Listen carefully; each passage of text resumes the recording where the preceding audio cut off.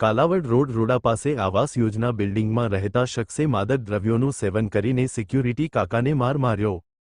Kalavad road રોડા 3 ISKCON મંદિર પાછળ ખાતે આવેલ પ્રધાનમંત્રી આવાસ યોજના આદિત્ય 79 બિલ્ડિંગમાં રહેતા શખ્સ દ્વારા માદક દ્રવ્યોનું સેવન કરીને સિક્યુરિટી કાકાને માર માર્યો. આ શખ્સનું નામ છે ગોવિંદ ઉર્ફે સુરો, જે આદિત્ય બિલ્ડિંગ B102માં રહે છે અને અવારનવાર માદક દ્રવ્યોનું સેવન કરીને ભયનો માહોલ સર્જે છે. તો તમામ રહેવાસીની નમ્ર વિનંતી છે કે તાત્કાલિક ધરપકડ કરવામાં આવે.